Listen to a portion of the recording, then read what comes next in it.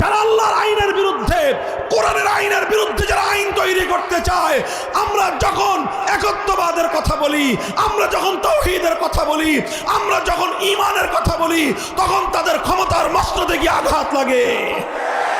আর তারা তখন ক্ষমতার মসনদকে রক্ষা করবার জন্য আমাদের ঈমানকে ধ্বংস করতে চায়, আমাদের ঈমানের আওয়াজকে টুটি চেপে হত্যা করতে চায়। আমরা চিৎকার করে বলি, ঈমান জীবন থাকে কি থাকবে সেটা আমাদের চিন্তা করবার সময় নাই। ঈমানের কথা বলেছি, বলবো, বলতেই থাকবো ইনশাআল্লাহ। যদি আমি মরলে জান্নাতে যাওয়ার কনফার্মেশন থাকে আর তুমি মরলে জাহান্নামে যাওয়ার কনফার্মেশন থাকে, নতি তো তোমাকেই স্বীকার করতে হবে। আমি কেন নত হব? আমি কেন আমার কথা থেকে সরে দাঁড়াবো? তোমাকেই বাতিলপন্থী, তোমাকেই তোমার বক্তব্য পরিবর্তন করতে হবে। হকের কথা আগেও বদলায় নাই, আজও বদলাবে না, কিয়ামত পর্যন্ত অপরিবর্তিত থাকবে। যারা ইসলামকে সমাজ থেকে, রাষ্ট্র থেকে মাইনাস করতে চায়, আমাদের বক্তব্য তাদের পথে অন্তরায় হয়ে দাঁড়ায়। আর তখন তারা তাদের পথের বাধা দূর করবার জন্য আমাদের কণ্ঠকে স্তব্ধ করে দেওয়ার চেষ্টা করে। আমরাও জেনে বুঝে সিদ্ধান্ত গ্রহণ করে এই কথা বলি। মাঠে নেমেছি এজন্যই যে কথা বলতে থাকবো, কোরআনের কথাগুলো আমরা বলবো। হয় জীবন থাকবে, না আল্লাহর কোরআনের জন্য জীবন উৎসর্গিত হবে। মুহতারাম হাজিরিন, কথাগুলো আজ এই জন্য বলছি কারণ আজ আমরা এই অভিশপ্ত তাগুতি আইনের পাথরের নিচে চাপা পড়ে আছি। এই অভিশপ্ত তাগুতি আইনের নিচে, অভিশপ্ত তাগুতি বিচার ব্যবস্থার নিচে, অভিশপ্ত তাগুতি শাসন ব্যবস্থার নিচে, অভিশপ্ত তাগুতি রাষ্ট্র ব্যবস্থার নিচে, অভিশপ্ত তাগুতি সংবিধানের নিচে আজ আমরা এমন ভাবে নিচে চাপা পড়ে আছি, আমরা সঠিকভাবে ঈমান নিয়ে এই সমাজে বসবাস করতে পারি না। মুহতারাম হাজিরিন, এই জন্য আমি যেই কথাটা বলতেছি, দেখেন, এটা শুধু রাজনীতির কথা না, এটা শুধুমাত্র কোন দলের বিরুদ্ধে কথা নয়, তবে এটা এমন একটা কথা, এটার সঙ্গে রাজনীতির সম্পর্ক আছে। এটা এমন একটা কথা, এটার সঙ্গে রাষ্ট্র ব্যবস্থার সম্পর্ক আছে। আমার এই কথা এমন একটা কথা, এটার সঙ্গে প্রশাসনের সম্পর্ক আছে। এটা এমন একটা কথা, এর সঙ্গে বিচার ব্যবস্থার সম্পর্ক আছে। আর এই কথা যখন আমি বলতে যাব, তাগুতি বিচার ব্যবস্থা, তাগুতি শাসন ব্যবস্থা, তাগুতি রাজনীতির ধ্বজাধারীরা তখনই আমাদের পথে বাধা হয়ে দেওয়ার চেষ্টা করে। মুহতারাম হাজিরিন, আমরা এই অবস্থা থেকে মুক্তি চাই। কথা বলেন ঠিক না বেঠিক? আমি আর আপনি যদি মুক্তি চাই, আমরা যদি সঠিক অর্থে মুক্তি চাই এবং তাগুতি ব্যবস্থাকে উৎখাত করবার জন্য আমরা যদি সম্মিলিতভাবে চেষ্টা করি, এই ব্যবস্থা উৎখাত করা সম্ভব কি সম্ভব না? আমার দেশের দামাল ছেলেরা দেখিয়ে দিয়েছে, বড় বড় রাজনৈতিক দলগুলো পারে নাই, কারণ তাদের মধ্যে ক্ষমতার স্বার্থ ছিল। বড় বড় রাজনৈতিক নেতারা পারে নাই, কিন্তু 15 বছরের ফ্যাসিবাদী স্বৈরাচারী নব্য ফেরাউনের মতো জালিমশাহী অত্যাচারী শেখ হাসিনার এই ফ্যাসিবাদী স্বৈরাচারী শক্তিকে কিছু ছাত্রদের নেতৃত্বে গোটা বাংলার মাটি থেকে উৎখাত করা হয়েছে।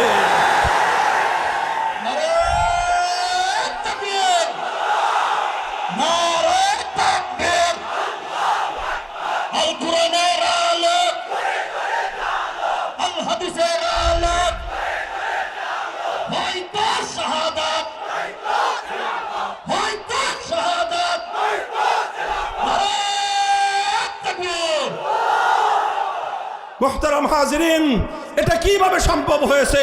যখন কিছু মানুষ সিদ্ধান্ত নিয়েছে প্রয়োজনে জীবন দিব আর অন্যায়ের সামনে মাথা নোয়াবো না। কিছু মানুষ সিদ্ধান্ত নিয়েছিল লড়াই করব আর ফ্যাসিবাদী শক্তির সামনে মাথা নত করব না। কিছু মানুষ সিদ্ধান্ত নিয়েছিল বুক পেতে দিলাম, গুলি কর, কিন্তু জালেমকে আর প্রশ্রয় দিব না। কিছু মানুষ সিদ্ধান্ত নিয়েছিল জীবন দিতে হলে জীবন দিব, শহীদ হতে হলে শহীদ হব। অল্প কয়েকটা ছাত্র দামাল ছেলেরা যখন জীবন দেওয়ার জন্য রাস্তায় নেমেছে, হয়তো 2000 দামাল যুবকের রক্তে আমার মাতৃভূমি রঞ্জিত হয়েছে, কিন্তু 15 বছরের স্বৈরাচারী ফ্যাসিবাদী সরকার বাংলার জমিন থেকে, বাংলার মানচিত্র থেকে উৎখাত হয়ে গেছে।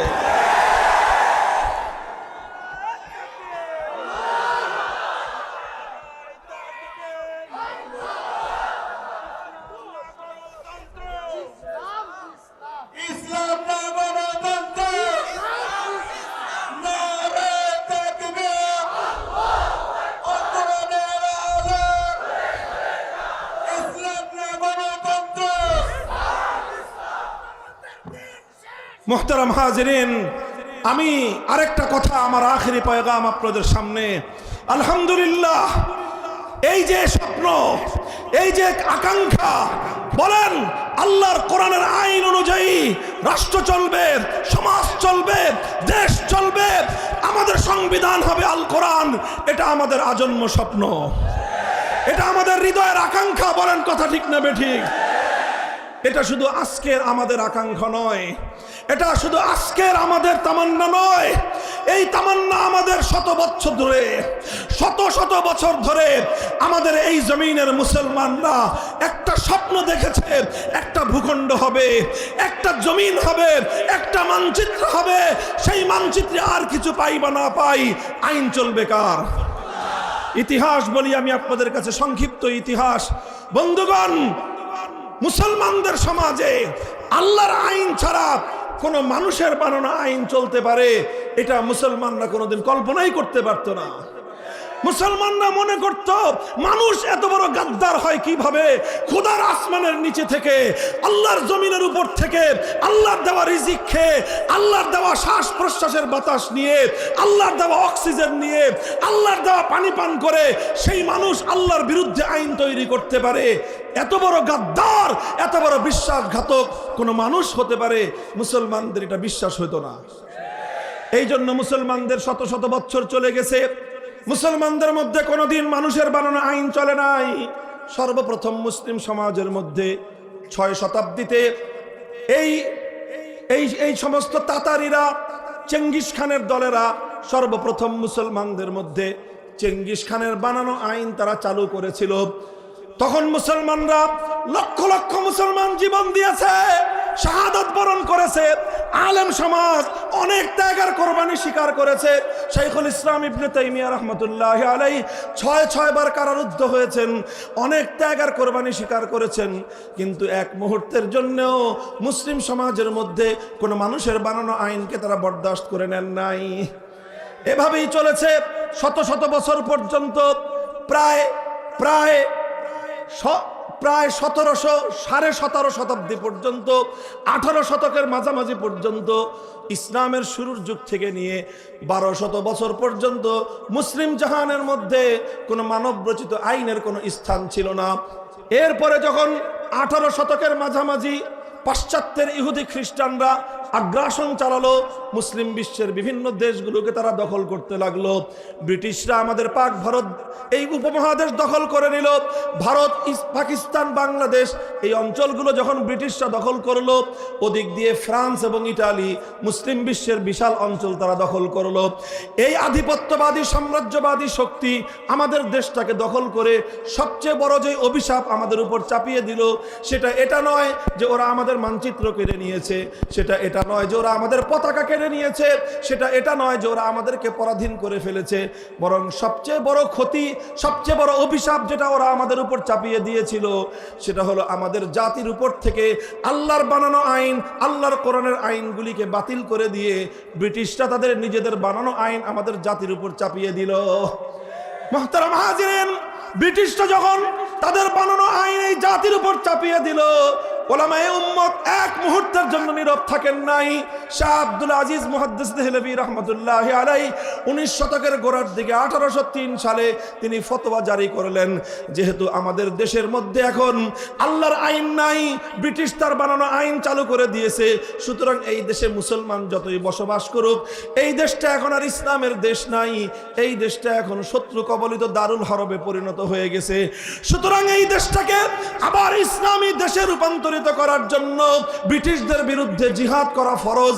তিনি ফরজে আইনের ফতোয়া দিয়ে দিলেন। তার এই ফতোয়ার আলোকে 1831 সালে বালাকোটের রণাঙ্গনে সৈয়দ আহমদ শহীদ রহমতুল্লাহ আলাইহি ব্রিটিশদের বিরুদ্ধে যুদ্ধ করলেন, লড়াই করলেন, শাহাদাত বরণ করলেন, রক্ত দিয়ে আল্লাহর জমিন রঞ্জিত করলেন, কিন্তু ব্রিটিশের বানানো আইনের সামনে মাথা নত করেন নাই। আবার 1857 সালে শামিলের রণাঙ্গনে জিহাদ হলো। হাজী আমদাদুল্লাহ মুহাজির মক্কি রহমতুল্লাহ আলাইহির নেতৃত্বে মুসলমানরা খেলাফত ঘোষণা দিয়ে ব্রিটিশের বানানো আইনকে তারা অস্বীকার করলেন। যুদ্ধ হলো শামিলের রণাঙ্গনে, শাহাদাত বরণ করলেন প্রধান সেনাপতি হাফেজ জামিন শহীদ রহমতুল্লাহ আলাইহি।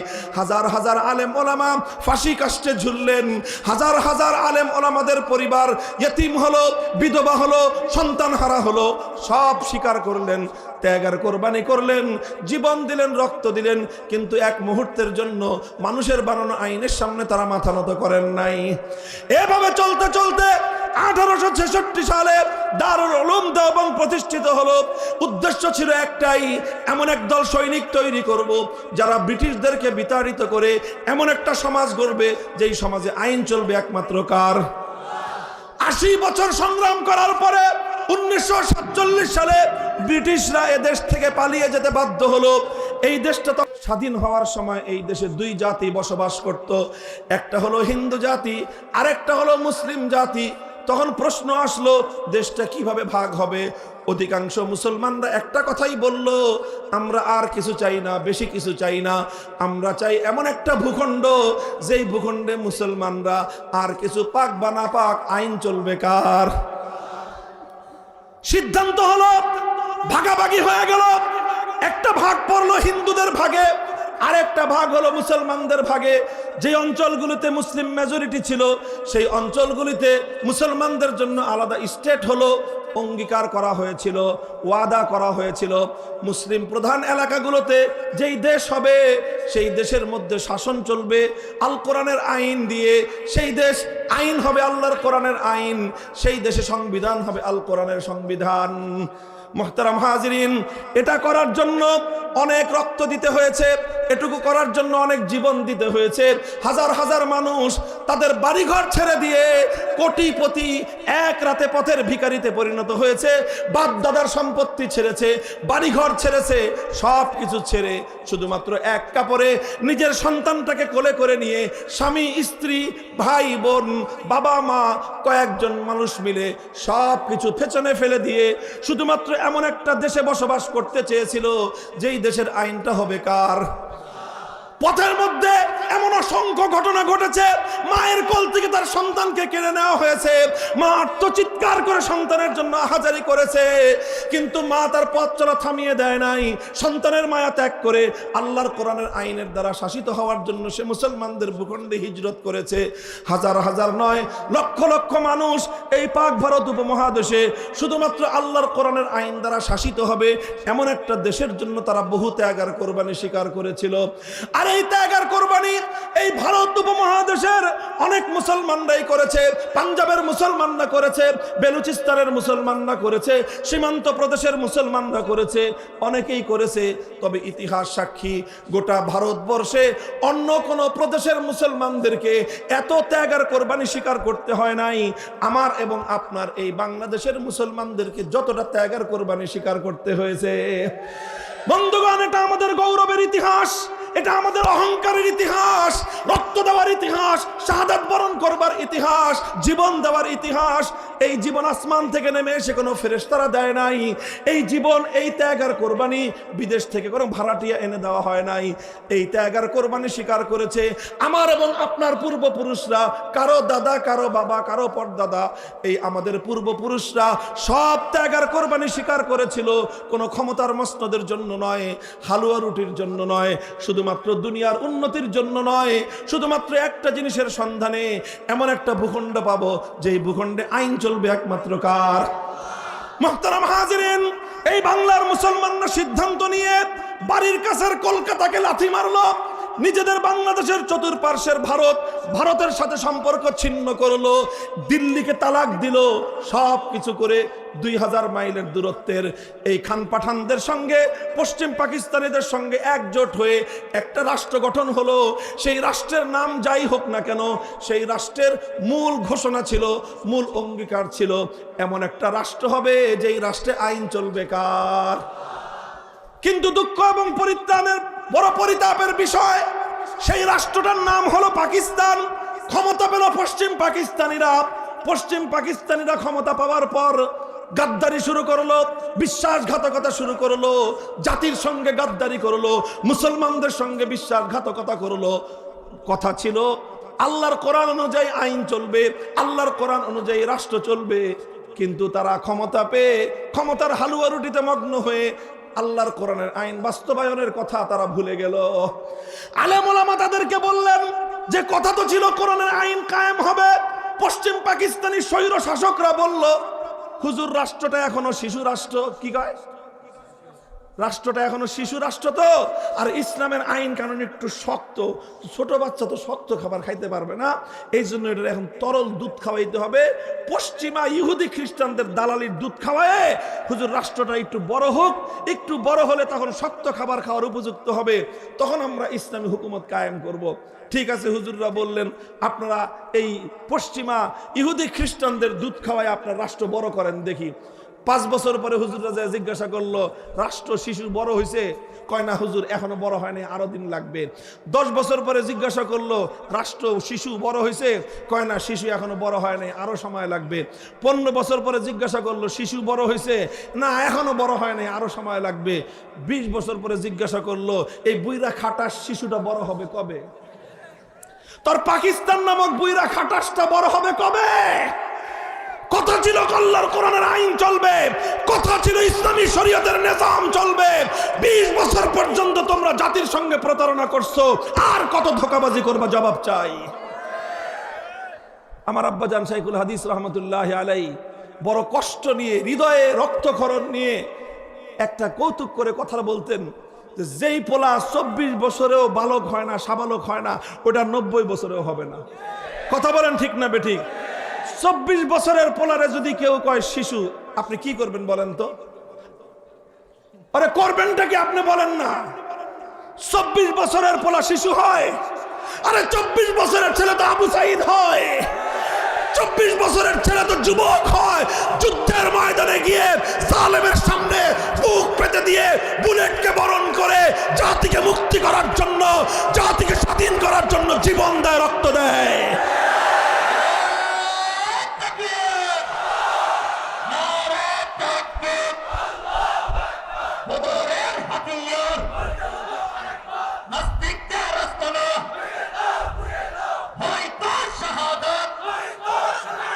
মুহতারাম হাজিরিন, কথা সময় সংক্ষেপ।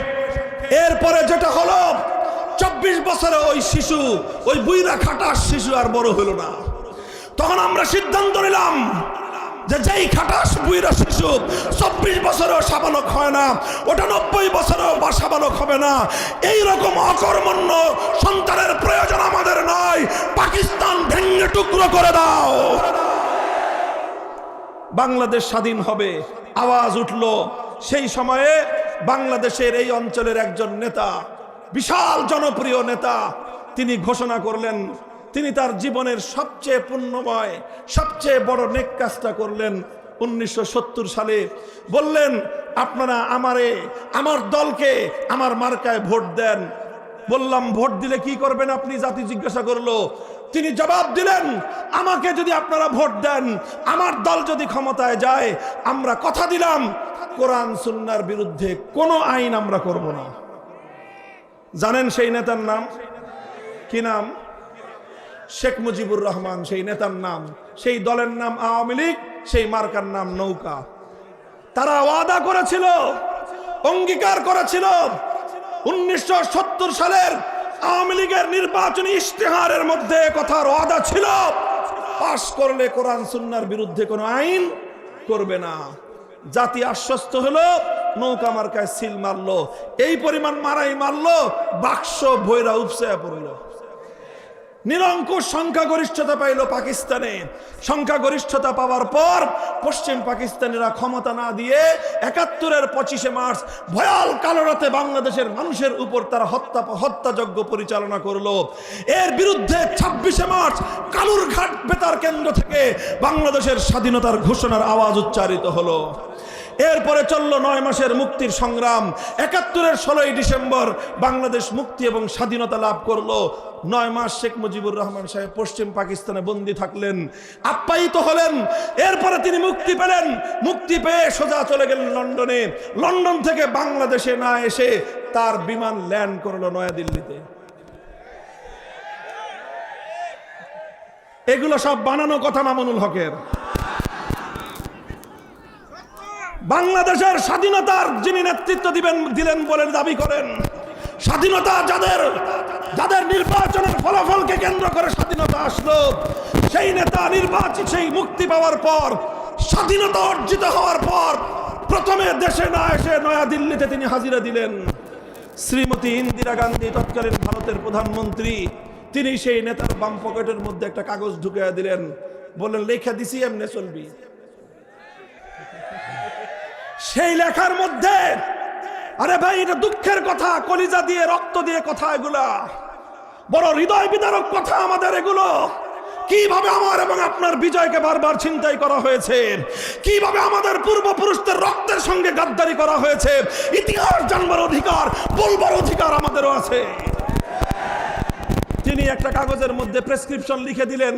সেই প্রেসক্রিপশন হলো ভারত রাষ্ট্রের যে সংবিধানের মূলনীতিগুলো, সেই ভারতের সংবিধানের মূলনীতির আলোকে বাংলাদেশের সংবিধান করতে হবে।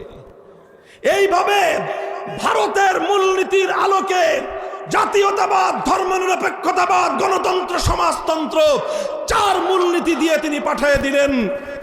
আর শেখ মুজিবুর রহমান সাহেব এসে 72 সালে সেই ভারত মাতার চরণ তলে বাংলাদেশকে চিরস্থায়ী বলি দেওয়ার ব্যবস্থা করে তিনি ভারতের দালালির একটা সংবিধান তৈরি করলেন। বলতে কোনো দ্বিধা নাই, ইতস্তত নাই। এটা শুধু আজকে বলছি না, এই কথা আমি আজ 15 বছর 20 বছর ধরেই বলে যাচ্ছি। এরপরে যেই কথাটা হলো, যেই কাজ তিনি 70-এর নির্বাচনের সময় জাতির সঙ্গে অঙ্গীকার করেছিলেন, কোরআন সুন্নাহ বিরোধী কোনো আইন করবেন না। যার ভালো যেটা, ভালোটাকে ভালো বলতে হবে। কথা বলেন ঠিক না বেঠিক? তিনি 70 সালে, আমি বলেছি, জীবনের সবচেয়ে বড় পুণ্যের কাজ করেছিলেন, সবচেয়ে বড় নেকির কাজ তিনি করেছিলেন। ঘোষণা দিয়েছিলেন কোরআন সুন্নাহর বিরুদ্ধে কোনো আইন করবেন না।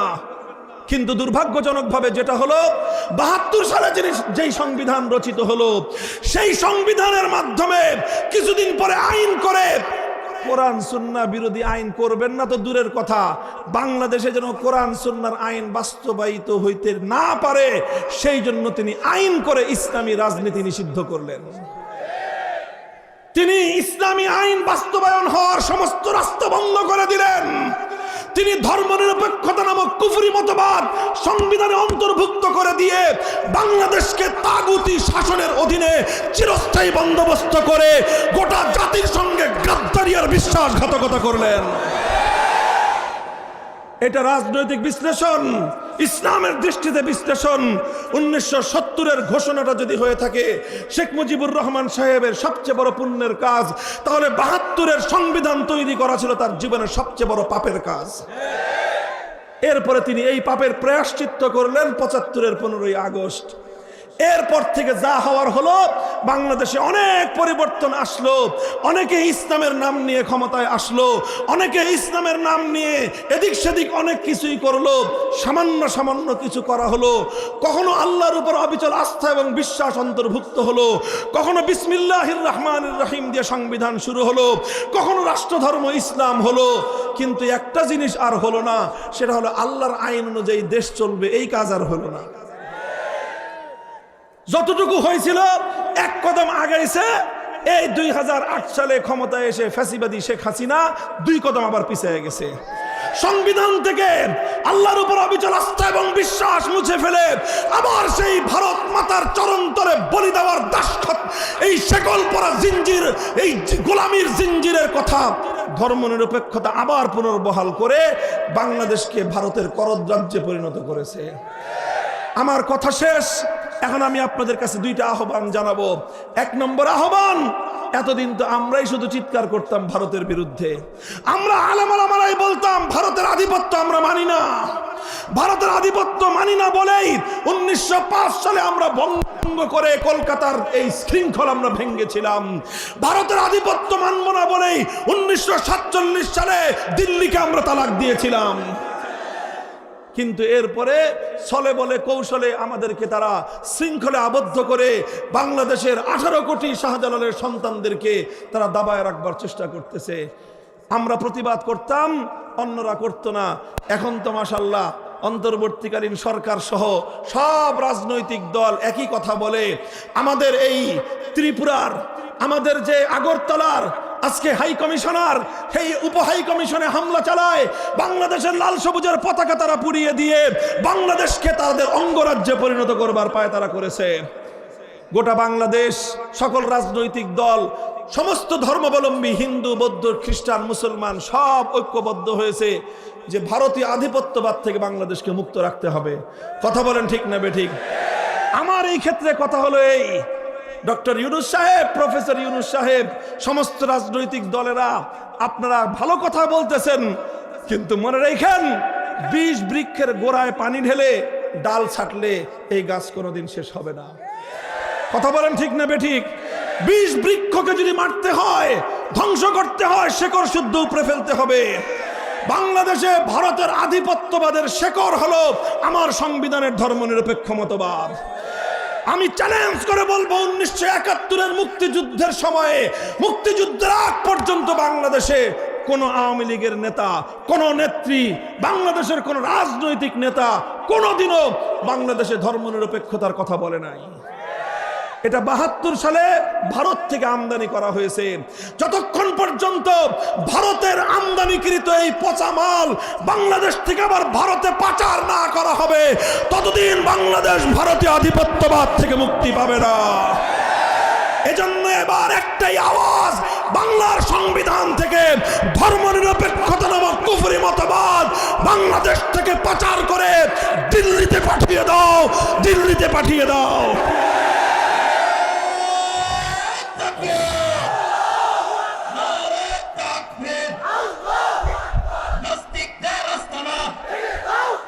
আর এটার চেয়ে বড় কথা যেটা, এটা তো ছোট কথা, আর বড় কথা হলো এই, 100 বছর ধরে আমাদের পূর্বপুরুষরা জীবন দিয়েছে। নিসার আলী তিতুমির বাঁশের কিল্লা করে জীবন দিয়েছে। হাজী শরীয়তুল্লাহ ফরাজি আন্দোলন করে রক্ত দিয়েছে। ফকির মজনু সাহারা বাংলার গ্রামে গ্রামে, বাংলার বন বাজারে, জঙ্গলে জঙ্গলে ঘুরে ঘুরে ব্রিটিশদের বিরুদ্ধে লড়াই করেছিল। উদ্দেশ্য ছিল একটা রাষ্ট্র পাবো, একটা ভূখণ্ড পাবো, যেই ভূখণ্ডে আইন চলবে কার।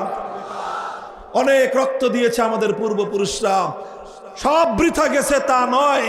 সেই রক্ত থেকেই জন্ম নিয়েছে আবু সাঈদরা, সেই রক্ত থেকেই জন্ম নিয়েছে জুলাই এবং আগস্টের বিপ্লবীরা। কথা বলেন ঠিক না বেঠিক? কেউ বলতে পারেন যে হুজুর আগস্টের বিপ্লব কি ইসলামের জন্য হয়েছে? আমি বলবো যে না, ইসলামের জন্য হয় নাই, তবে আবার পুরাটাই যে ইসলামের বাইরে তাও না। আগস্ট বিপ্লবের যদি একটা সিমটম আপনারা দেখতে চান, পলাইছে কয়টায়? কয়টায় পালাইছে? 5ই আগস্ট দুপুর 2টায় সবাই খবর পাইছেন। কথা বলেন ঠিক না বেঠিক? কয়টায়? দুপুর 2টায়। আমরা খবর পাইছি 1:30টায়, আপনারা স্বাভাবিক জনগণ খবর পেতে পেতে 2টা বাজছে সর্বোচ্চ। এরপরে 2টার পর থেকে 3টা পর্যন্ত 5ই আগস্ট 2024 সাল দুপুর 2টো থেকে কয়টা 1 ঘন্টার বাংলাদেশ। একটু চিন্তা করেন তো, গোটা বাংলাদেশ টেকনাফ থেকে তেতুলিয়া কোন নেতাকে নেতৃত্ব দিতে হয় নাই, কোন আলেমকে চিৎকার করে ডাক দিতে হয় নাই। গোটা বাংলাদেশের টেকনাফ থেকে তেতুলিয়া ভাস্কর্য নামক মুসলিম জনপদের একটা মূর্তিও আস্ত নয়, ভেঙ্গে গুড়িয়ে দেওয়া হয়েছে।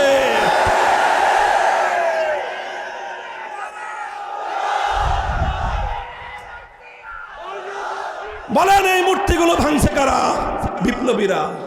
বলেন কারা ভাঙছে?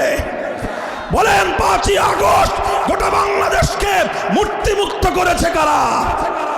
বিপ্লবীরা। এটার অর্থ এটা না যে হিন্দুদের মূর্তির বিরুদ্ধে আমাদের কোনো কথা আছে না। আপনাদের মূর্তি হিন্দু ধর্মাবলম্বীদের মন্দিরে, তাদের বাড়ি ঘরে তারা মূর্তি রাখবে, সেটা তাদের ধর্মীয় বিষয়। এটা নিয়ে কখনোই আমরা সাম্প্রদায়িক উস্কানিমূলক কোনো কথাও বলি না, কাজও করি না। কথা বলেন ঠিক না বেঠিক? বরং হিন্দু ধর্মাবলম্বীদের বাড়ি ঘর, উপাসনালয়, ব্যবসা প্রতিষ্ঠান সব কিছু আমরা সর্বপ্রথম নিরাপত্তা দেওয়ার অগ্রাধিকার দেই, সেটা সেই জায়গায়। কিন্তু মুসলমানদের জাতীয় জনপদে, মুসলমানদের জাতীয় স্থাপনায় এভাবে দেব দেবতার মূর্তি বানায়, বাপের মূর্তি বানায়, দাদার মূর্তি বানায়, দেশটাকে এভাবে শিরকি কালচার দিয়ে ভর্তি করে ফেলা হবে, এদেশের মুসলমান সেটা ভালো চোখে দেখে নাই। সুযোগ পাওয়ার প্রথম মুহূর্তের জন্য বাংলাদেশ মূর্তি মুক্ত হয়েছে।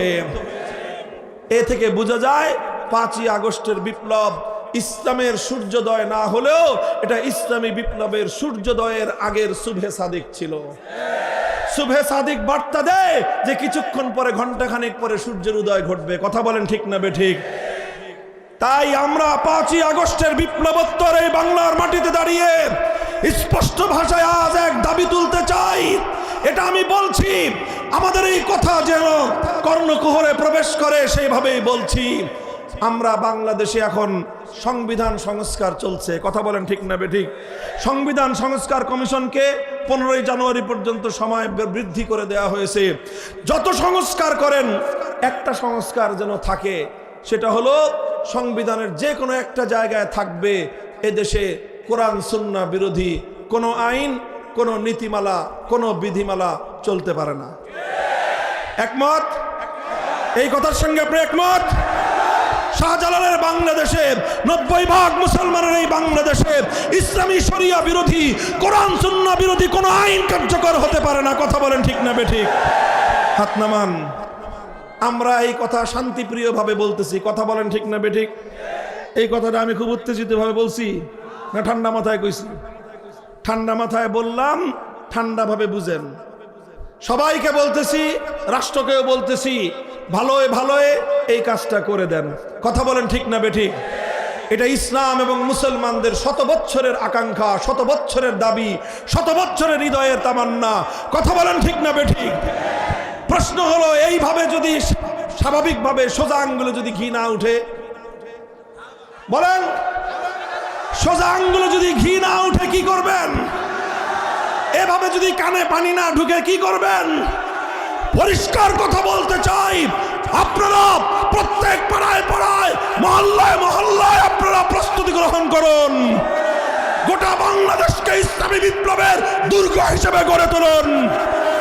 যদি এভাবে আমাদের আওয়াজ, আমাদের দাবি, হৃদয়ের মনিকটার কথাগুলো যদি তাদের কর্ণকুহরে প্রবেশ না করে, তাহলে আমরা অনবিদ্রব, আমরা অতি সত্বর এমন একটা আওয়াজ দেব, এমন একটা ডাক দেব, সেই ডাকে 2000 নয় 2 লক্ষ তাজা প্রাণ যদি দিতে হয় আল্লাহর জমিনে, আল্লাহর কোরআনের শাসন বাস্তবায়নের জন্য, ইসলামী বিপ্লবের জন্য, শহীদি ঈদগাহে কারা কারা জমায়েত হবেন? কারা কারা জমায়েত হবেন?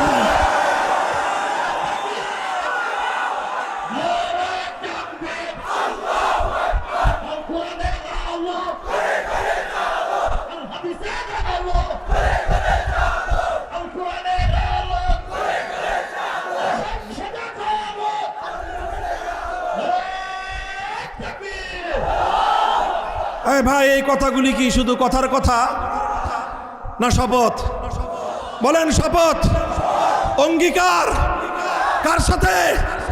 বলেন কার সাথে? আল্লাহ এই অঙ্গীকার দেখছেন? কি বিশ্বাস আপনাদের? আল্লাহ দেখছেন কি দেখেন নাই? শুনছেন কি শুনেন নাই? অঙ্গীকার রক্ষা করবেন কি করবেন না, এটা আমার আপনার যার যার খোদার সাথে সে বুঝবেন ইনশাল্লাহ। কথা বলেন ঠিক না বেঠিক?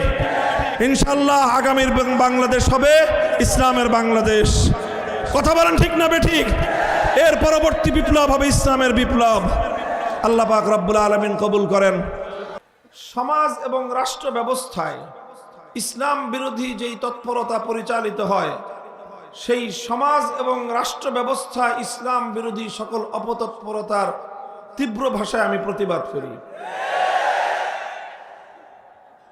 আরো অনেক বিষয় আছে ইসলামের, অনেক বিষয় আছে ইসলামের। অন্যান্য বিষয়ে কথা বলার মতো আমার চেয়ে আরো অনেক দক্ষ যোগ্য লোক আলহামদুলিল্লাহ পর্যাপ্ত আছে। বলবেন যে তাহলে এই বিষয়ে কি আপনার চেয়ে দক্ষ আছে না, যোগ্য আছে না? আছে, তবে সবাই বলতে চায় না। আমার চেয়ে অনেক যোগ্য লোক আছে, তবে কে খামাখা ঝামেলা কান্দে নেয়? বুঝেন নাই কথা? তো সমাজ এবং রাষ্ট্র ব্যবস্থা ইসলাম বিরোধী যেই অপতৎপরতা, ইসলাম বিরোধী যেই ধারা, ইসলামের বিরুদ্ধে যে কার্যকলাপ, এটার বিরুদ্ধে সিদ্ধান্ত নিয়েই আমি কথা বলি। প্রথম কথা হলো এটা। দ্বিতীয় কথা হলো আমি এটা জানি, এটা আমাদের বুঝ আছে যে এই কথা বলতে গেলে ঝামেলা হবে। এটা নির্বিঘ্ন কথা না। এই জাতীয় কথা বলতে গেলে সমাজে যারা সমাজ এবং রাষ্ট্রকে, রাজনীতিকে যারা নিয়ন্ত্রণ করতে চায়, তাদের আতে ঘা লাগে, তাদের স্বার্থে আঘাত লাগে। একটা কথা আমরা বিশ্বাস করি, এটা আমাদের ঈমান, যে কারো জীবন, কারো কোনো স্বার্থ, কারো কোনো সম্পদ, কারো জীবন বা জীবনের সময় যদি আল্লাহর জন্য ব্যয়িত হয়, সেটাই সফল কাম।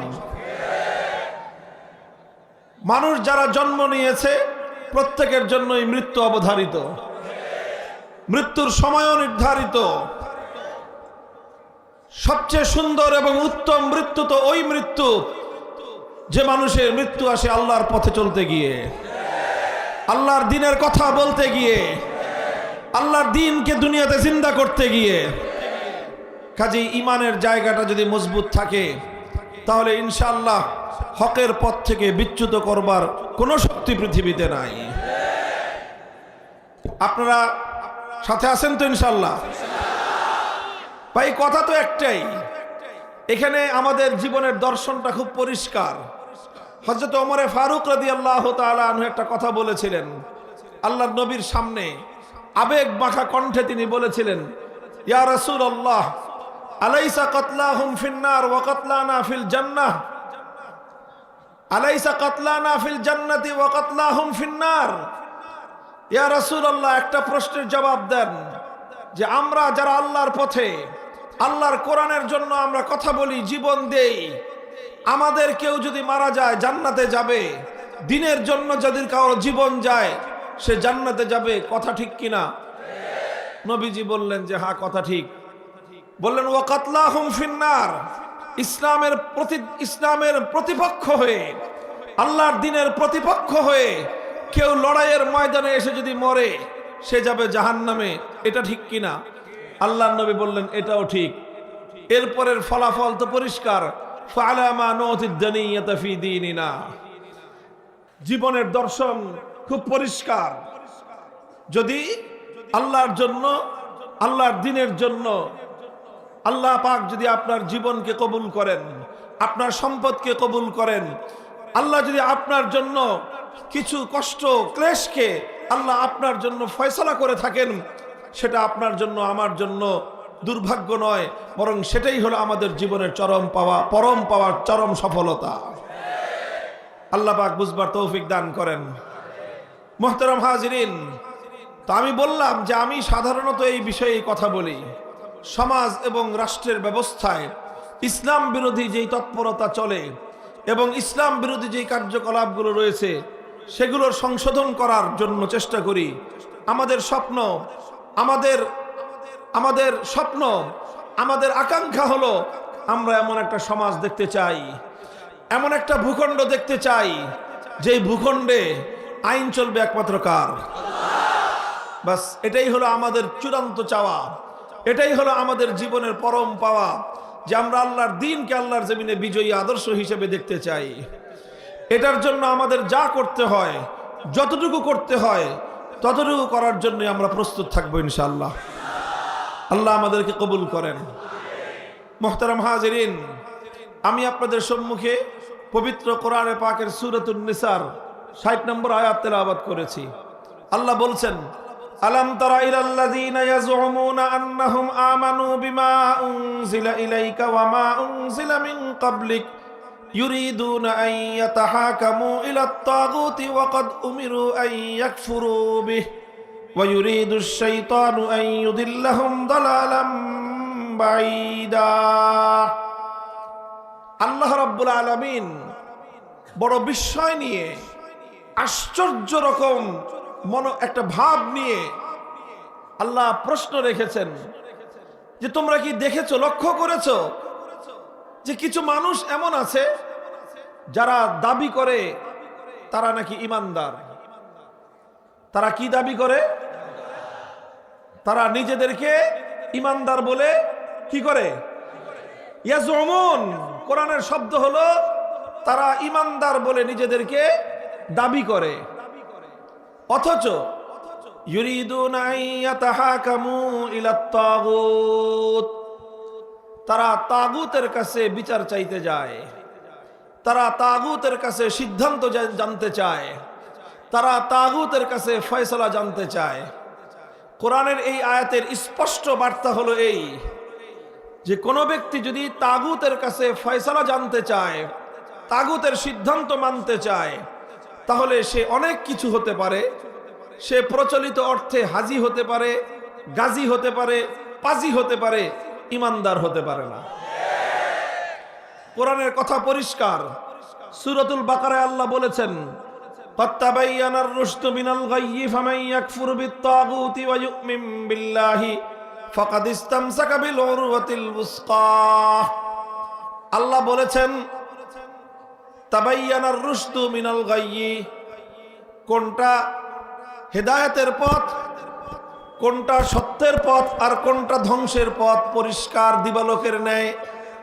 ফামান ইয়াকফুর বিত-তাগুত ওয়া ইউমিন বিল্লাহ, যে ব্যক্তি তাগুতকে অস্বীকার করে আল্লাহর উপর ঈমান আনবে, একমাত্র সেই সরল সঠিক পথে অবিচল অটল থাকতে পারবে। আল্লাহ পাক এই আয়াতের মধ্যে আল্লাহর উপর ঈমানের আগে বলেছেন তাগুতকে অস্বীকার করতে হবে। কাকে অস্বীকার করতে হবে? তাগুতকে অস্বীকার করতে হবে। অন্যত্র আল্লাহ বলেছেন, আল্লাযীনা আমানু ইউকাতিলুনা ফী সাবিলিল্লাহ ওয়াল্লাযীনা কাফারু ইউকাতিলুনা ফী সাবিলিত তাগুত। যারা ঈমানদার তারা আল্লাহর পথে লড়াই করে, যারা বেঈমান তারা তাগুতের পথে লড়াই করে। ফাকাতিলু আউলিয়া আশ-শাইতান, সুতরাং হে ঈমানদারেরা, তোমরা শয়তানের অনুসারী তথা তাগুতের অনুসারীদের বিরুদ্ধে তোমরা তোমাদের প্রাণপণ লড়াই চালিয়ে যাও। দেখেন, সব জায়গায় আল্লাহ পাক একটা জিনিসকে চরমভাবে পরিহার করতে বলছেন, সেই জিনিসটা হলো তাগুত। সেই জিনিসটা কি? আপনারা কি আমার কথা বুঝতেছেন? তাগুতকে কি করতে হবে? পরিহার করতে হবে। শুধু পরিহার নয়, তাগুতকে অস্বীকার করতে হবে। আপনারা হয়তো এতক্ষণে অনেকে কিছুটা বিরক্তি বোধ করতেছেন, তাগুত তাগুত বলতেছেন, তাগুতটা কি? এটা তো আগে পরিচয় দিয়ে নিবেন নাকি?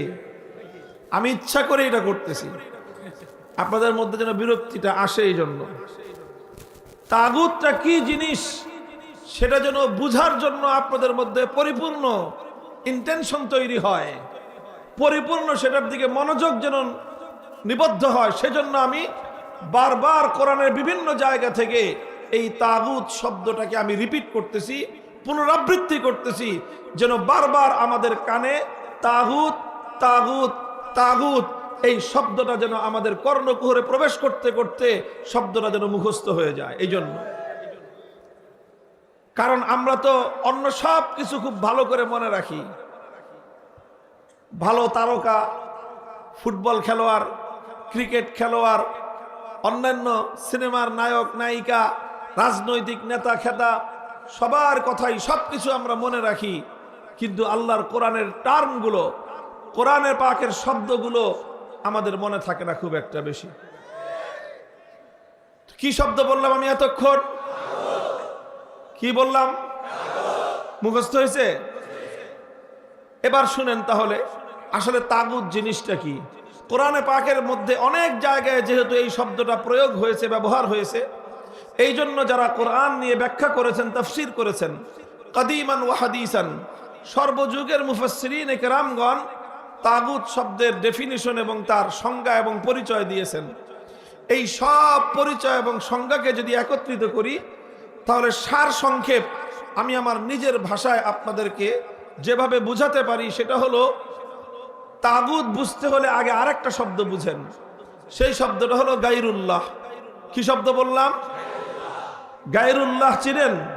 আপনারা গায়রুল্লাহ চিনেন? আমি গায়রুল্লাহ চেনাচ্ছি আপনাদেরকে। এক এবং অদ্বিতীয় একমাত্র কে? জোরে বলেন, এক এবং অদ্বিতীয় একমাত্র কে?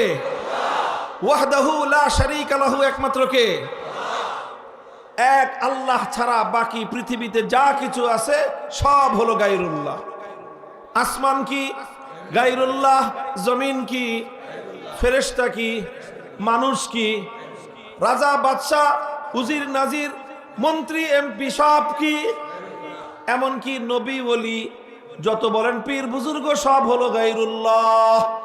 এক এবং অদ্বিতীয় হলেন একমাত্র আমার আল্লাহ। কথা পরিষ্কার? এক হলেন আল্লাহ, আল্লাহ ছাড়া যা আছে সব কি? গায়রুল্লাহ। তো কোন গায়রুল্লাহকে যদি কেউ আল্লাহর জন্য নির্ধারিত যে আসন, সেই আসনে বসায়, আল্লাহর জন্য নির্ধারিত যেই বৈশিষ্ট্য, সেই বৈশিষ্ট্য যদি কোনো গায়রুল্লাহকে কেউ দেয়, তাহলে সেই গায়রুল্লাহকেই বলা হয় তাগুত। কথা বোঝা গেল? আল্লাহর জন্য একটা আসন আছে, আল্লাহর একটা নিজস্ব ভিন্ন মর্যাদা আছে। আল্লাহর সেই মর্যাদার মধ্যে যদি কোনো গায়রুল্লাহকে এনে শরীক করা হয়, তখন সেই গায়রুল্লাহকে বলা হয় তাগুত। এবার আপনারা তাগুত বুঝতে পারলেন। তাগুতকে আমি সুনির্দিষ্ট দৃষ্টান্ত দিয়ে আপনাদের সামনে আরো পরিষ্কার করছি। যেমন ধরেন, মহাবিশ্বের মধ্যে, এই কুল কায়নাতের মধ্যে ইবাদতের উপযুক্ত একমাত্র কে? ইবাদতের উপযুক্ত একমাত্র কে? আল্লাহ। এখন কেউ যদি যেই ইবাদতের উপযুক্ত একমাত্র আল্লাহ, আল্লাহকে ছাড়া অন্য কাউকে যদি কেউ মাবুদ বানায়, অর্থাৎ অন্য কারো জন্য যদি কেউ ইবাদত করে, তাহলে যার ইবাদত করলো আল্লাহ ছাড়া, সেই গায়রুল্লাহকে এসে ইবাদতের মধ্যে আল্লাহর স্থানে স্থান দিল। কথা বলেন ঠিক না বেঠিক? তাহলে ইবাদতের উপযুক্ত একমাত্র কে? এখন আল্লাহকে বাদ দিয়ে অন্য কোন গায়রুল্লাহর জন্য যদি কেউ ইবাদত করে, তাহলে যেই গায়রুল্লাহর ইবাদত করা হলো, সেই গায়রুল্লাহকেই বলা হবে তাগুত। সে যুগের মানুষ লাত, মানাত, উজ্জা, হুবাল এই সকল দেবদেবীর পূজা করত, অথচ ইবাদত করবে একমাত্র কার জন্য? আল্লাহকে বাদ দিয়ে যখন লাতকে পূজা করা হলো, তখন লাত হয়ে গেল তাগুত। আল্লাহকে বাদ দিয়ে যখন মানাত, উজ্জা, হুবাল এই সকল দেবতাগুলোর কেউ পূজা করলো, তখন এই সকল দেবতাগুলোর পরিচয় হলো এরা তাগুত। বর্তমান যুগের মানুষ লাত, মানাত, উজ্জা, হুবালের পূজা করে না। এখনকার মানুষ পূজা করে কেউ দুর্গার, কখনো সরস্বতীর, কখনো কালী, নাম না জানা জানা নানা মূর্তি, দেবতা, দেবদেবতার পূজা করে। কথা বলেন ঠিক না বেঠিক? তো যখন এক আল্লাহর পূজা না করে এক আল্লাহর ইবাদত না করে দুর্গার পূজা করা হলো, তখন দুর্গাকে বলা হবে তাগুত। আল্লাহকে বাদ দিয়ে যখন কালীর পূজা করা হলো, তখন কালী দেবীকে বলা হবে তাগুত। আল্লাহকে বাদ দিয়ে যখন সরস্বতীর পূজা করা হবে, তখন সরস্বতী দেবীকে বলা হবে তাগুত। অর্থাৎ আল্লাহর জায়গায় যাকেই বসানো হবে, আল্লাহর জায়গায় যেই বসবে তাকেই বলা হবে তাগুত। তাহলে ইবাদতের একমাত্র উপযুক্ত কে? এটাকেই বলা হয় তাওহীদ। এটাকে কি বলা হয়? তাওহীদ। এটাই একত্ববাদ। এটাই হলো ঈমানের সবচেয়ে গুরুত্বপূর্ণ পয়েন্ট। এটাকে বলা হয় তাওহীদ ফিল ইবাদাহ। ইবাদতের মধ্যে আল্লাহর একত্ববাদ, অর্থাৎ ইবাদতের ক্ষেত্রে আল্লাহর সঙ্গে অন্য কাউকে শরীক করা। যদি ইবাদতের মধ্যে আল্লাহর সঙ্গে অন্য কাউকে শরীক করা হয়, তাহলে তাকে বলা হবে কি? বলা হবে। এতটুকু বুঝা গেল? আচ্ছা, এবার আরেকটা কথা বুঝেন। এই জন্য আমরা বলি কি, লা ইলাহা, একমাত্র মাবুদ কে? জোরে বলেন, একমাত্র মাবুদ কে? এটাই লা ইলাহা ইল্লাল্লাহর অর্থ। একমাত্র মাবুদ হলেন আল্লাহ। আল্লাহ ছাড়া অন্য কোনো মাবুদ, আর কোনো মাবুদ নাই। মুহতারাম হাজিরিন, ইবাদতের মালিক যেমন একমাত্র আল্লাহ, মহাবিশ্বের মধ্যে ইবাদতের উপযুক্ত যেমন একমাত্র আল্লাহ, আল্লাহ ছাড়া এই মহাবিশ্বের মধ্যে ইবাদতের আর দ্বিতীয় কোনো উপযুক্ত কেউ নাই। ঠিক তেমনি ভাবে এই কুল কায়নাতের মধ্যে আসমান জমিন, বিশ্ব, গোটা বিশ্ব, মহাবিশ্ব, এই সব কিছুর মধ্যে আইন তৈরি করবার, কোনটা বৈধ কোনটা অবৈধ, এটা নির্ধারণ করার চূড়ান্ত ক্ষমতা একমাত্র কার? আইন তৈরি করবার একমাত্র অধিকার হলো আমার আল্লাহর। চূড়ান্ত ভাবে আইন করার অধিকার আল্লাহ ছাড়া দুনিয়ার কোনো মাখলুকের নাই। এটাও একটা তাওহীদ। এটাকে বলা হয় তাওহীদ ফিল হাকিমিয়াহ। এটা হলো আইন করার ক্ষেত্রে তাওহীদ, আইনের তাওহীদ। আগেরটা ছিল ইবাদতের তাওহীদ, আর এটা হলো কিসের তাওহীদ? আইনের ক্ষেত্রে তাওহীদ। একজন মানুষ শুধু ইবাদতের ক্ষেত্রে তাওহীদ মানলেই চলে না। ইবাদতের ক্ষেত্রে যেরকম তাকে আল্লাহর তাওহীদকে বিশ্বাস করতে হবে, ঠিক তেমনি ভাবে আইনের ক্ষেত্রেও তাকে আল্লাহর তাওহীদকে মানতে হবে। যতক্ষণ পর্যন্ত একজন মানুষ তাওহীদে বিশ্বাসী না হবে, ততক্ষণ পর্যন্ত একজন মানুষ দুনিয়ার সমস্ত ইবাদত করতে পারে, ঈমানদার হতে পারে না। তাহলে আইন তৈরি করবার চূড়ান্ত ক্ষমতা একমাত্র কার? আইন তৈরি করবার নিরঙ্কুশ ক্ষমতা একমাত্র কার? আল্লাহর। মানুষ আল্লাহর আইনকে চ্যালেঞ্জ করতে পারে না। কেউ প্রশ্ন করতে পারেন যে আইন তৈরি করবার চূড়ান্ত ক্ষমতা, নিরঙ্কুশ ক্ষমতা যদি একমাত্র আল্লাহর হয়, তাহলে মানুষ কি কোনো আইন করতে পারবে না? সরকার কি কোনো আইন করতে পারবে না? আদালত কি কোনো আইন করতে পারবে না? কর্তৃপক্ষ কি কোনো আইন করতে পারবে না? এই জাতীয় প্রশ্ন আসতে পারে কি পারে না? আমি প্রশ্নটা করলাম, এই প্রশ্নের জবাব হলো হ্যাঁ, মানুষ আইন করতে পারবে, সরকার আইন করতে পারবে, আদালত আইন করতে পারবে, কর্তৃপক্ষ আইন করতে পারবে, কমিটি আইন করতে, সবাই আইন করতে পারবে, তবে একটা শর্তে পারবে। কয় শর্ত? জোরে বলেন, কয় শর্ত? সেই শর্ত হলো সরকার হোক, কর্তৃপক্ষ হোক, কমিটি হোক, যেই হোক, আইন করতে পারবে এক শর্তে। সেটা হলো মানুষের বানানো কোনো আইন আমার আল্লাহর কোনো আইনের সঙ্গে সাংঘর্ষিক হতে পারবে না। মানুষের কোনো আইন আল্লাহর আইনের বাইরে যেতে পারবে না। মানুষ আইন তৈরি করতে পারবে আল্লাহর আইনের ভিতরে থেকে। মানুষকে আল্লাহ পাক রব্বুল আলামিন আল্লাহর আইনের বাইরে গিয়ে আল্লাহর আইনের সঙ্গে কন্ট্রাডিক্টেড কোনো আইন তৈরি করবার রাইট এবং অধিকার দেন নাই। কোন মানুষ, যত বড় রাষ্ট্র হোক, যত বড় সরকার হোক, যত বড় ক্ষমতাধর ব্যক্তি হোক, যত বেশি ব্যক্তি হোক, এমনকি সারা দুনিয়ার 700 কোটি মানুষ একত্রিত যদি হয়ে যায়, 700 কোটি মানুষ একযোগেও আমার আল্লাহর একটা আইনের 1 কোটি ভাগের 1 ভাগ পরিবর্তন করবার অধিকার রাখে না। মানুষ আইন করতে পারবে কয় শর্তে? শর্ত হলো আল্লাহর আইনের বিরুদ্ধে যেতে পারবে না। মুহতারাম হাজিরিন, কোন মানুষ যদি আল্লাহর আইনের বাইরে গিয়ে কোনো আইন তৈরি করে, কোন মানুষ যদি আল্লাহর আইনের বিরুদ্ধে কোনো আইন তৈরি করে, তাহলে সেই মানুষটাকেই বলা হবে তাগুত। কারণ আইন তৈরি করবার চূড়ান্ত ক্ষমতা কার? সে যখন আল্লাহর আইনের বিরুদ্ধে আইন করলো, তার মানে সে আল্লাহর আইনের চূড়ান্ত ক্ষমতা সে মানল না, বরং সে আল্লাহর সঙ্গে লড়াই বাঁধিয়ে দিল। সে আল্লাহর সঙ্গে প্রতিদ্বন্দ্বিতা তৈরি করে সে নিজেকে খোদা বলে দাবি করলো। আল্লাহর আইনের বিরুদ্ধে যে আইন করবে তাকেই বলা হবে তাগুত। আল্লাহর আইনের বিরুদ্ধে যদি কোনো রাজা বাদশা আইন তৈরি করে, সেই রাজা বাদশাকে বলা হবে তাগুত। আল্লাহর আইনের বিরুদ্ধে যদি কোন রাষ্ট্রপতি আইন তৈরি করে, সেই রাষ্ট্রপতিকে বলা হবে তাগুত। আল্লাহর আইনের বিরুদ্ধে যদি কোনো প্রধানমন্ত্রী আইন জারি করে, সেই প্রধানমন্ত্রীকে বলা হবে তাগুত। আল্লাহর আইনের বিরুদ্ধে যদি কোনো মন্ত্রী পরিষদ কোনো আইন অনুমোদন দেয়, সেই মন্ত্রী পরিষদকে বলা হবে তাগুত। আল্লাহর আইনের বিরুদ্ধে কোনো আদালত, কোনো বিচারপতি, কোনো বিচারালয় যদি কোনো আইন তৈরি করে, সেই আদালত বিচারপতিকে বলা হবে তাগুত। আল্লাহর আইনের বিরুদ্ধে গিয়ে যদি কোনো আইন পরিষদ, কোনো সংসদ যদি কোনো আইন পাশ করে, আল্লাহর আইনের বিরুদ্ধে যেই সংসদ আইন পাশ করবে, ওই সংসদ পুরোটার নামই হলো তাগুত। পরিষ্কার কথা। এই কথাগুলো আমরা বলি না, আর না বলার কারণে আজ যে অভিশাপ আমাদের উপরে এসেছে, হাজার হাজার নয়, লক্ষ লক্ষ নয়, কোটি কোটি মুসলমান বছর বছর হজ করে কিন্তু ঈমান নাই। হাজি, আলহাজ, ডবল হাজি, ট্রিপল হাজি, চৌপল হাজি, বছর বছর হাজি, ঈমান নাই। অসংখ্য অগণিত মানুষ আল্লাহর একত্ববাদকে সে বিশ্বাস করে না।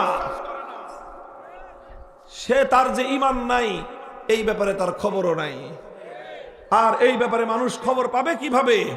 এই ব্যাপারে মানুষ চরম ভাবে গাফলতের ঘুমে বিভোর হয়ে আছে। মানুষের মধ্যে এই ব্যাপারে সচেতনতা নাই। আর আমরাও এই কথা মানুষকে বলি না।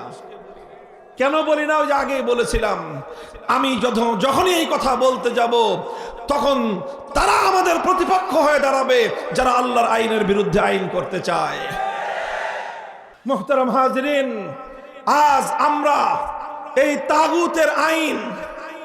তাগুতের আইনের চাতাকলে আমরা পিষ্ট হচ্ছি। তাগুতের আইনের জাতাকলে পিষ্ট হলে বলবেন, হুজুর সমস্যা কোথায়? দেখেন, আমি আপনাদেরকে একটা প্রশ্ন করি, আপনারা জবাব দিবেন বুঝে শুনে। একজন মানুষ 24 ঘন্টার মধ্যে 23 ঘন্টা 55 মিনিট আল্লাহর ইবাদত করে, খালি ইবাদত, সারা দিন রাত ইবাদত করতেছে, নামাজ পড়তেছে, সব কিছু করার পরে 5 মিনিটের জন্য দুর্গার পূজা করে। আপনারা বলেন, এই লোকটা ইমানদার না বেঈমান? কেন? সে তো 23 ঘন্টা 55 মিনিট খালি ইবাদত করলো আল্লাহ, এরপরেও সে ইমানদার না বেঈমান? আচ্ছা 5 মিনিট না, আরো কম ধরি, 23 ঘন্টা 59 মিনিট আল্লাহর ইবাদত করে, শুধু 1 মিনিটের জন্য প্রতিদিন দুর্গার পূজা করে, ইমানদার না বেঈমান? কেন বেঈমান? সে তো 23 ঘন্টা 59 মিনিটই এক আল্লাহর ইবাদত করলো, এরপরেও সে কেন বেঈমান? কারণ ইবাদতের মধ্যে 1 মিনিট কেন 1 সেকেন্ডের জন্য আল্লাহ পাক কোনো শরীককে বরদাস্ত করেন না। কথা বলেন ঠিক না বেঠিক? এই কথাটা যেরকম আমরা বুঝি, এই কথাটা যেরকম আমাদের জনতা বুঝে, এই কথাটা যেরকম সাধারণ মানুষ বুঝে, কেন বুঝে? কারণ এই কথা আমরা বুঝাইছি, এই কথা আলেম সমাজ মানুষকে বুঝিয়েছে। এই জন্য মানুষ বুঝে যে ইবাদতের মধ্যে 1 সেকেন্ডের জন্য কাউকে শরীক করা যাবে না। কথা বলেন ঠিক না বেঠিক? আরে দুর্গা তো পরের কথা। কেউ যদি শাহজালালের কবরে গিয়েও সেজদা করে, তাও তো পাবলিকের মায়ের একটা মাটিতে পড়ে না। কথা বলেন ঠিক না বেঠিক? শাহজালাল অনেক বড় বুজুর্গ, শাহপরান অনেক বড় বুজুর্গ, খানজাহান আলী অনেক বড় বুজুর্গ, কিন্তু তারা আল্লাহ না গায়রুল্লাহ? তো গায়রুল্লাহর জন্য সেজদা করা যায়? বলেন, সেজদা করা যায়? গায়রুল্লাহর পূজা করা যায়? গায়রুল্লাহর ইবাদত করা যায়? এটা সবাই বুঝে। এই জন্য মানুষ আর কিছু করুক আর না করুক, আল্লাহর ইবাদত করতে মানুষের দুর্বলতা থাকতে পারে, নামাজ ঘাটতি থাকতে পারে, কিন্তু কেউ দুর্গার পূজা করবে না। কারণ একজন ইমানদার বুঝে আমি যদি দুর্গার পূজা 1 মিনিটের জন্য করি আমার ঈমান থাকবে না। দোস্ত, বিষয়টা বুঝার জিনিস। ইবাদত যেরকম একমাত্র একচ্ছত্র আল্লাহর, ইবাদতের মালিক যেমন একমাত্র আল্লাহ, আল্লাহর সেই ইবাদতকে তুমি যদি 1 মিনিটের জন্য দুর্গার জন্য করো, 1 সেকেন্ডের জন্য যদি কেউ দুর্গার ইবাদত করে, তাহলে তার ঈমান যেমন থাকতে পারে না। বন্ধুগণ, আইন যেমন আল্লাহ পাক রব্বুল আলামিনের একচ্ছত্র মালিকানাধীন জিনিস, ইবাদত যেরকম একমাত্র আল্লাহর জন্য নির্ধারিত, ঠিক তেমনি ভাবে আইন করার চূড়ান্ত ক্ষমতাও একমাত্র আমার আল্লাহর জন্য নির্ধারিত। ইনিল হুকমু ইল্লা লিল্লাহ। আইন তৈরি করবার চূড়ান্ত ক্ষমতা একমাত্র কার? সুতরাং আইন তৈরি করবার যেই চূড়ান্ত ক্ষমতা একমাত্র আল্লাহর, সেই ক্ষমতার মধ্যে অসংখ্য মানুষ আল্লাহর সেই আইনের ক্ষমতা নিয়ে টানাটানি করে, আল্লাহর সেই আইনের ক্ষমতা নিয়ে টানাটানি করে। অসংখ্য মানুষ অগণিত আইন তারা তৈরি করে আমার আল্লাহর আইনকে বাতিল বলে, অকার্যকর বলে তারা ঘোষণা করে রাখলো, অথচ এখনো পর্যন্ত মানুষ তাদেরকে ইমানদার বলে মনে করে। এর চেয়ে বড় মূর্খতা, এর চেয়ে বড় অজ্ঞতা উম্মতের মধ্যে দ্বিতীয়টি হতে পারে না। বন্ধুগণ শুনেন, দুর্গার পূজা করা হলে দুর্গাকে বলা হয় তাগুত, তাই না? আচ্ছা, দুর্গার যারা পূজা করলো তাদেরকে কি বলা হবে? দিলে তাদেরকে বলা হবে মুশরিক। কি বলা হবে? তাদেরকে কি বলা হয়? মুশরিকে, মানে মুশরিক ব্যক্তি ঈমান আছে না নাই? সে বেঈমান। কথা বলেন ঠিক না বেঠিক? তো যেরকম ভাবে কোন গায়রুল্লাহর, কোন তাগুতের পূজা করলে যেরকম মানুষের ঈমান থাকে না, সে মুশরিকে পরিণত হয়, ঠিক একই ভাবে কেউ যদি আল্লাহর আইন বাদ দিয়ে কোন তাগুতের আইন মানে, কেউ যদি আল্লাহর আইন বাদ দিয়ে কোন তাগুতের আইনকে বিশ্বাস করে, তাহলে সেও একই সমান মুশরিক, তারও ঈমান নাই। শুধু আপনাদের কথা বলছি না, আমি আমার কথা বলছি। আলেম বলেন, ইমাম বলেন, মুসল্লি বলেন, সমাজের কোন মানুষ কোন তাগুতি সংবিধানের অধীনে, কোন মানুষ কোন তাগুতি আইন এবং বিচার ব্যবস্থার অধীনে পরিপূর্ণ ঈমান নিয়ে থাকতে পারে না। মুহতারাম হাজিরিন, কথা লম্বা বলবো না, বিষয়টার জটিলতার বিষয়টা আপনাদেরকে বোঝানোর চেষ্টা করতেছি। খুব সংক্ষেপে আপনারা বিষয়টা একটু বুঝেন। 10 থেকে 15 মিনিট সময় আর বেশি আমার হাতে নেই। আমি আপনাদেরকে এই কথাটা বুঝাই। দেখেন কত জটিল অবস্থায় আমি আর আপনি আছি। এই জটিলতা না বুঝলে এই ব্যবস্থা পরিবর্তন করবার জন্য আপনাদের হৃদয় থেকে ঈমানি জজবা জাগ্রত হবে না। এই জন্য বুঝতে হবে বিষয়টা। আমরা এই বর্তমান যেই তাগুতি শাসন ব্যবস্থার অধীনে আমরা আছি, এই তাগুতি বিচার ব্যবস্থার অধীনে আমরা আছি, থাকার কারণে আমি আপনি আমাদের কারো ঈমান নিরাপদ নাই। বলবেন হুজুর কেন ঈমান নিরাপদ নাই? আমি আপনাদেরকে ছোট্ট করে বুঝাই। আচ্ছা বলেন তো, আপনারা এখানে এই যে হাজার হাজার মানুষ, কম করে হলো এখানে 30 থেকে 40 হাজার মানুষের মজমা আছে, এই যে মানুষ যে আমরা আছি, জীবনে কোনো কারণে কোনো প্রয়োজনে আমরা মামলা মুকদ্দমা চালানোর জন্য আদালতে আমাদের যেতে হয় কি হয় না? আচ্ছা বলেন তো, জীবনে কোনো একবার আদালতে গেছেন